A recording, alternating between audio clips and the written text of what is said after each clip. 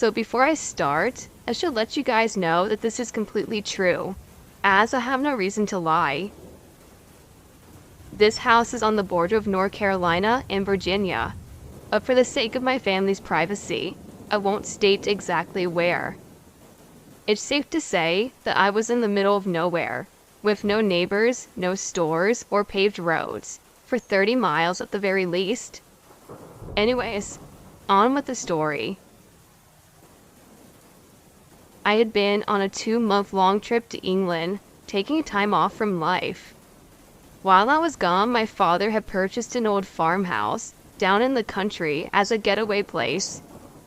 Only a week after I had arrived home, I made plans to go check out the house. About another week later, I realized exactly how far out the house was from everything. It was a bit unnerving, but I brushed it off and made myself enjoy the drive. But from the exact moment I exited my car in the driveway of that house, I felt as if I was being watched. I loaded my bags into the house and started looking around, checking out the rooms and the outside deck. After exploring, I settled in for the night, and nothing happened. Actually, for the first time in 3 days, nothing happened at all. Everything seemed normal, besides the feeling of something watching you constantly. It was on the 4th day, late in the evening, that I would finally find out what was watching me. I had just finished eating dinner, and was at my sink, starting to wash my dishes. As I looked at the window, I saw a coyote standing in the tree line about 30 yards away. It was standing on its hind legs, with its right paw against a tree like it was propping itself up. I froze, not really out of fear, but shock. I had no idea what I was seeing. I was never the outdoors type, for I knew coyotes did not do this. I finally snapped out of it and walked out to the patio doors to the deck to get a better look. As I walked outside, I noticed it had lowered its paw. It was now just standing with its nose in the air like it was smelling. Now this is where things get really crazy. All of a sudden, after about 6 seconds of me staring at it, it lowered a tad and started running straight towards me. Now, I know this sounds unbelievable, but it's true. Like some sort of cartoon. It was running on its back legs as fast as a coyote would. I was startled, and all I could say, "What the heck are you?" before it started scrambling up the steps, falling in its hurry to get up them. I ran back inside and slammed the patio door shut behind me. Through the long plastic blinds on the door, I could see it. It was standing on all 4 legs, just staring at me, seemingly smiling. I yelled at it and told it to freak off, but it didn't move or change. Its expression stayed the same. I went to the furthest room from the door and tried to forget about it, telling myself anything that would make me feel better. After about an hour, I was calm enough to exit the room, but as soon as I did, I hear it. It was mocking me, over and over, in a raspy voice that sounds kind of like a grown man trying to learn English. The words are jumbled at first, but become perfectly clear by the 5th or 6th time I heard it. All I can do is just stand still and try to locate where it's coming from, and to finally do. It's coming from the patio door, the same door it was earlier. I creeped over to the door, and as gently as I could, peeled one of the plastic blinds aside. What I saw changed everything. I was looking towards the ground, expecting to see a talking coyote. Instead, in the dim light shining over from behind me, I saw a man, standing a solid 1.5 feet taller than me, with white skin, covered I would look to be like deer fur. Its eyes were all white, almost bright enough to shine in the darkness. It stared at me with its head tilted to the side for a few seconds, then yelled, seemingly louder than any noise I've ever heard. It was loud enough to leave my ears ringing. Stunned, I walked backwards towards the kitchen as he slammed his hands against the glass sliding door, hard enough to start sending cracks through the entire door.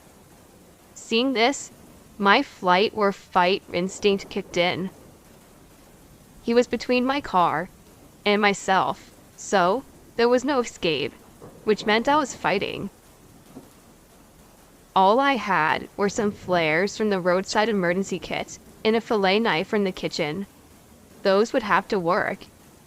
Just as I started to devise a plan, the patio door shattered. The sound of glass falling as all I could hear, as I was expecting to see this thing come through the broken door. But, oddly enough, it just stood outside the door, as if some sort of force was keeping it from coming in. I cracked a flare and threw it through the door, attempting to try to ward this thing off. As the flare landed beside it, it broke eye contact with me. I knew that moment was my last hope to charge it with the knife. If I die, at least I'll go without a fight. As I got within a few feet of it, it turned and disappeared behind the flame, burning bright and loud. Through the shadow of the moonlight, I could see it walking across the yard towards the tree line. As it walked, it slowed as its human body cracked and morphed into the exact shape of a white-tailed deer. As it vanished into the forest, I felt sick before I could even think of what I was looking at. Suddenly I was doubling over, puking and crying my eyes out. After a few minutes I put myself together, grabbed my car keys, my phone, and left without getting any of my bags. It was a 10-hour drive home, and I made it in less than 8. My family was surprised to see me back home, and after I explained everything, they acted like I was crazy. That was until they saw that I didn't have my bags and how upset I was. My father decided that he would wait until morning to go back and I would show him. That night I did not sleep. I could only sit on my bed and scour the internet to find something about what I saw. That's when I stumbled upon reports of skinwalkers in the National Forest an hour away from the house. Now, until the second time I encountered this creature, I wasn't sure if I was crazy or not. I've encountered this thing 4 times now, and I plan on sharing those with you guys as well.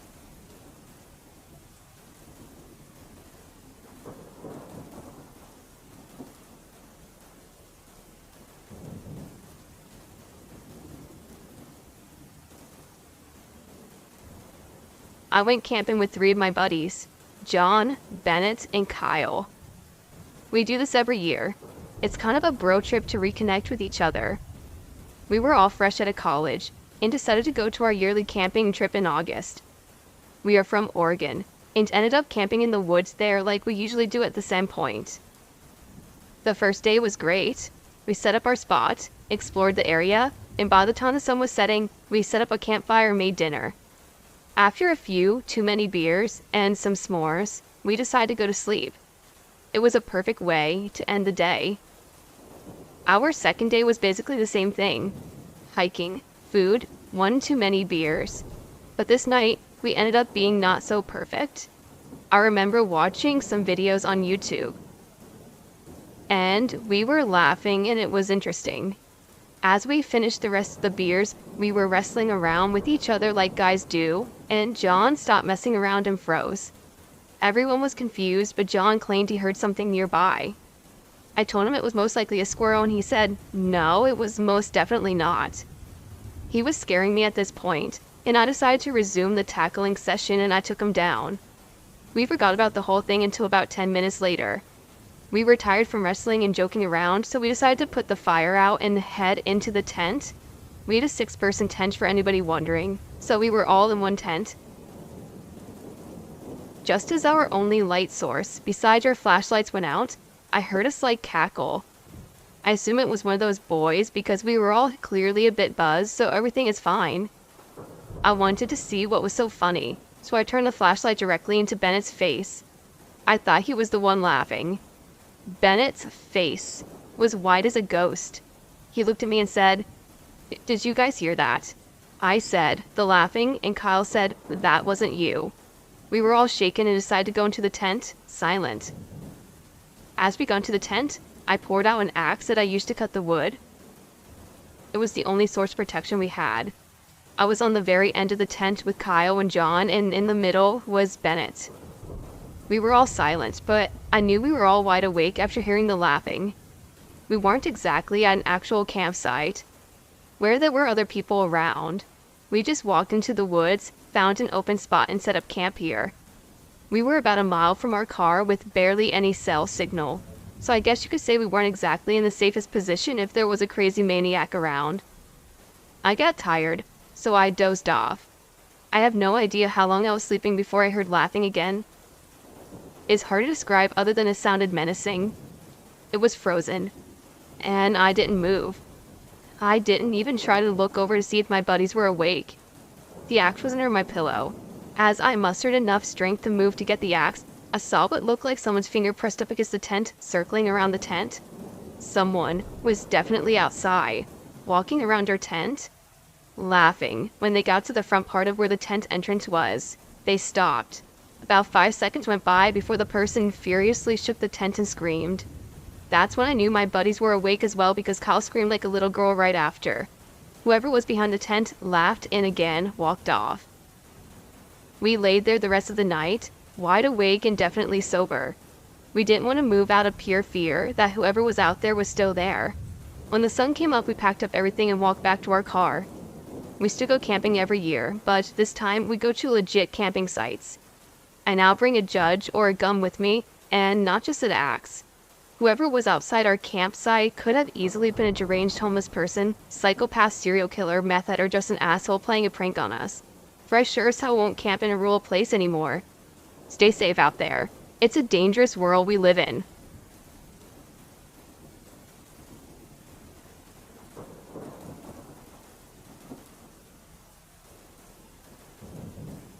Me and my partner are both 26, and this happened about 6 years ago. We both live in northwest of England. At the time, we were living in Waddington. Not really the best place to live, but it's a long story how we ended up there. But we ended up going there as a last-minute decision. Me and my girlfriend lived in an upstairs flat. At the start, everything was fine. The room downstairs was okay, but a bit strange at first. I clearly drank too much at night and slept all day. The couple that moved next door a year after we moved in were alright, and we got along just fine. And another couple that moved next door, but one were nice but two-faced, but that doesn't really matter. The flat we lived in, there used to be one house, but was converted into 2 flats. He had the top floor. Our stairs out of the house led onto the backyard area. Our back door faced next door's door, and the crazy woman downstairs door faced out onto the front. So to get from her door to ours, she had to go outside, walk around the house through a large gate, and then up a little alleyway to our door. Next door had a large window that looked out into the alleyway. Anyway, the crazy all happened about a year after we moved in. The woman downstairs was in her late 40s, but the drugs she did made her look a lot older. It all started when someone started to scratch my cat every night. We would go to bed, wake up, and someone would have scratched my car. We didn't know who it was at the time, so we asked neighbours and no one knew. We started to call the police to set a police log, and hopefully they would do more patrols in the area, but they didn't. Every night the same would happen. Sometimes you waited up and nothing would. One night we were in bed and the woman downstairs started screaming, "Help!" Fang called the police. She was shouting as if she'd lost it, and we thought maybe someone was hurt. She was screaming for like half an hour, and I had to be up early for work. Me and my missus thought she needed the police to help, so we called them and they turned up. But she went quiet. The following day after I got home from work, the woman downstairs went out and gave me the death stare as she left. I went upstairs and didn't think anything more about it. Later that night, there was an almighty crash downstairs. Someone had smashed downstairs windows. A couple of days later, after her windows were fixed, we went into the backyard to let our little dog out, where we were outside for about 20 minutes. And then the crazy woman poked her head out the window and said, "I hope your dog has eaten the poison I have put in the bread for you, you dirty fucking scumbags." We picked her dog up and went in. Luckily enough, she never eats anything she finds outside. We didn't take her threat seriously. The following day, the next door's dog got really sick for no reason. Apart from that, they had eaten the bread that someone had been putting out. We didn't find this part out until later. They were okay about a week after. All went quiet for about a week. The next door neighbor came home in his work van and parked it at the front of the flat one night, and someone scratched the word scumbag into the side of it. They knew it was the woman downstairs, as she had been arguing with them for a while apparently. The following night, she got worse. She spent ages getting stoned and smoking so much the smell was coming up through her floorboards. We went to bed as I had to be up for work at 9. Later that night, she and her gay friends came outside screaming and shouted up at her flat so loud it woke us up. They were screaming horrible things at us and threatening to kill us, and naturally we were scared, so we called the police. They came and took the guy home and told her to go to bed. After they left, we were going back to sleep when all of a sudden we heard a banging on the door. So I got up slowly and went to the door in the dark. There was no way I was opening the door at this time of night, and I looked through the spy hole and couldn't see anyone. Then I heard, "Open up please, that's PC Jones Waddington, police." I was about to open the door when all of a sudden she came to the door and banged again. This time I could see who it was. And guess what? It wasn't the police. After about 20 minutes of this happening, she stopped with the whole "it is the police" thing and started shouting threats at us through the letterbox. I sat at the top of the stairs and recorded everything she said on my phone. She even said, "I won't scratch your car, but I know someone who will, and they will come round and pay you a visit." Then she been quiet for about 5 minutes, then started again. This happened all night. The following morning, the real police came out to us and they wanted to question me, wanting to know why I had attacked the women from downstairs, and wanted to know why I had smashed her face into the wall. I was shocked and had no idea what they were on about. I played them the recording from last night, and then they left to continue their investigations. As they left, the couple next door came out and asked if they could have a word with the police officer about what happened last night. Now, apparently when the woman was going crazy, they were in the kitchen and had a front row seat. In the 5 minutes she went quiet, she walked to the side of the door and hit her own face against the brick wall, then carried on shouting. But after each time she closed the letterbox, she would hit her face against the wall again and again. Safe to say, the police were as shocked as I was. 2 nights later, I was in work. At about 10ish, she came outside and my missus called me and said, "Don't come home yet, the woman next door was out on her phone talking to someone and walking around her flat pointing up and taking photos." My missus had no idea why. All she kept saying is, "I know she's up there alone right now, and I will help you get rid of her. It would be easy."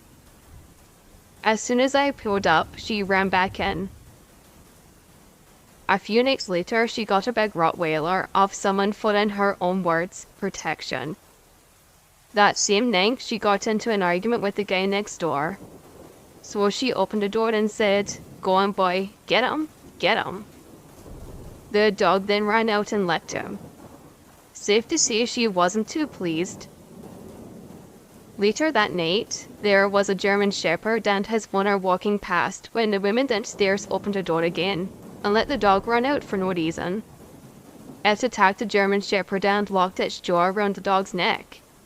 She ran back in and locked the door and left the dog there. It took 5 people to pull these 2 dogs apart and find out where the dog came from. The German Shepherd's neck was our bad mess. A few nights later, she got rid of the dog. I was upstairs in the kitchen one night with the lights off, on my phone. It was winter and there was a little snow on the ground. I heard her slam her door, then watched her as she walked up on the road and turned around and looked up at her kitchen window. She then walked over to my car and pulled out her keys and ran them all along up one side. And then she went and walked around into the middle of the road, looked up at the kitchen again, checked for cars coming, then did the same down the other side of my car. My jaw dropped as I watched this unfold. When I snapped back to reality, I realized what I had just seen, and I ran downstairs so angry and my blood pumping so fast I was shaking. However, all that was left of her when I reached my car was her bike tracks where she had left. My girlfriend made me calm down and to not do anything crazy. So naturally I called the police again, and they came out, took down what I said and just told me unless she admitted to doing it, there wasn't a lot they could do. All I could do was find out how much it would cost to get my car fixed, and if she admitted what she had done, they could try and get her to pay. Long story short, get my car fixed, it would have cost over £3,000. I never got it fixed and she never admitted to it. Not long after this, we moved out and lived with family for a couple of months, just until we found somewhere else. We couldn't take it anymore and we moved our stuff out into a van with the help of family. She sat in the bedroom looking out the window at us every now and again like she had done nothing wrong. This woman was totally crazy. When I was growing up, I didn't think anyone was that bad and that everyone should be given a chance. But this woman changed everything I believed in. Just as a word of warning to everyone, never trust your next door neighbor, because you never really know what is going on behind closed doors.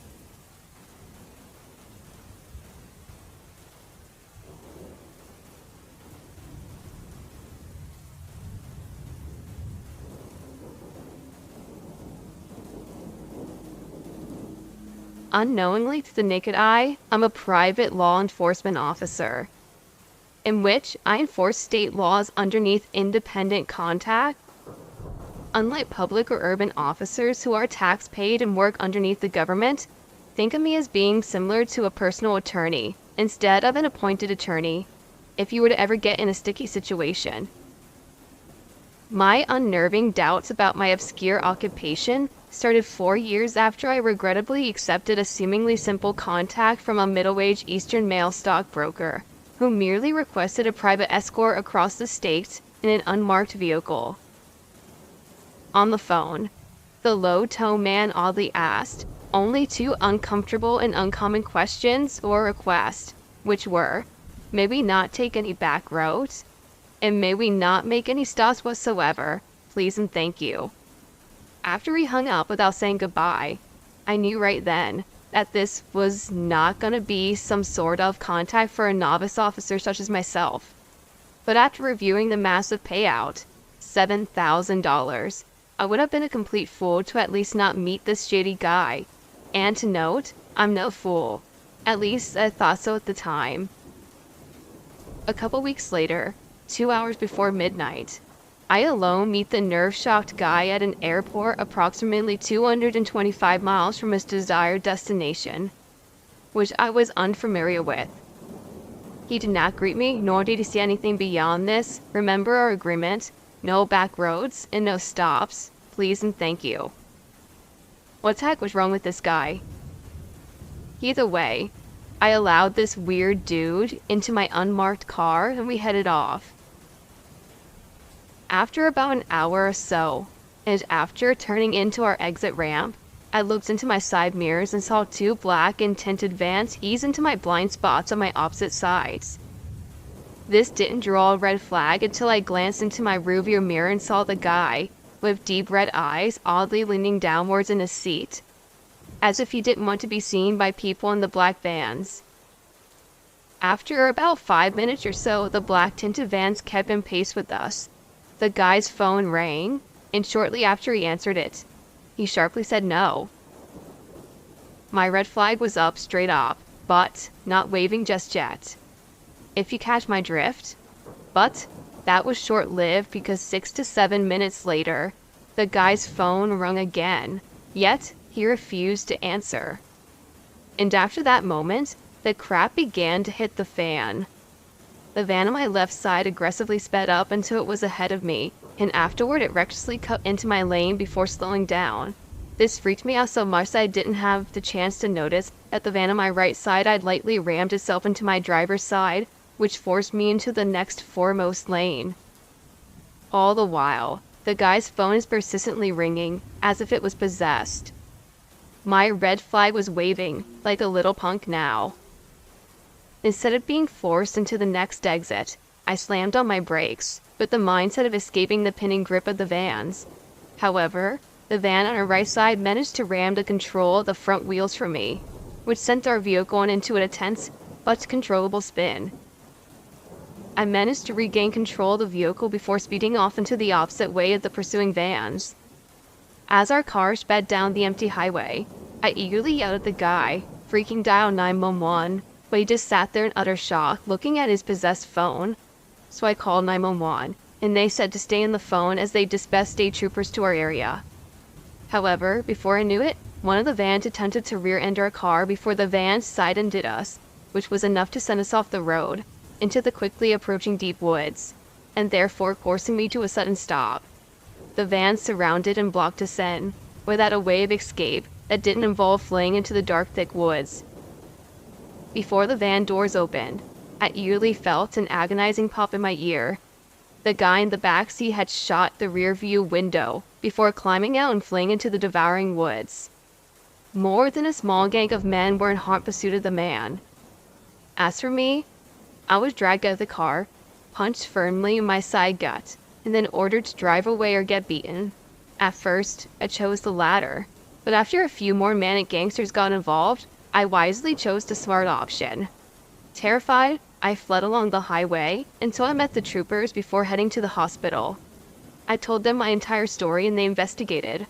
A couple of arrests were made, but none of the men arrested were nationals, so they could not be charged with first-degree murder.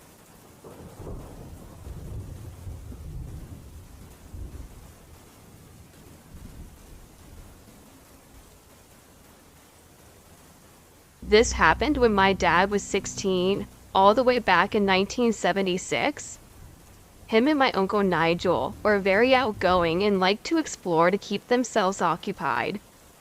When the summer of '76 came around, my dad finished school. He wanted to do one big bit of adventuring before he began work. The Pennine Way. For those who do not know, the Pennine Way is a 270-mile walkway in Britain that, depending on which way you walk, starts in just south of Scotland and basically cuts through the middle of England and finishes in the Midlands. It usually takes around a 3 to 4 week walk. With a long summer to fill, my dad and 15-year-old Uncle Nigel and my dad's friend Russ were dropped off in Scotland by my great-grandfather to begin their hike. The first week went swimmingly. They met some nice locals who even cooked them food and gave them a room to sleep in, and generally enjoyed this whole new level of freedom entrusted upon them. They mainly camped in clear areas, but one day, they decided to cover an extra 5 miles in order to reach a village as they needed to buy some more food and get spare tents. They stumbled into a village around 6 p.m. and saw the local pub was opening.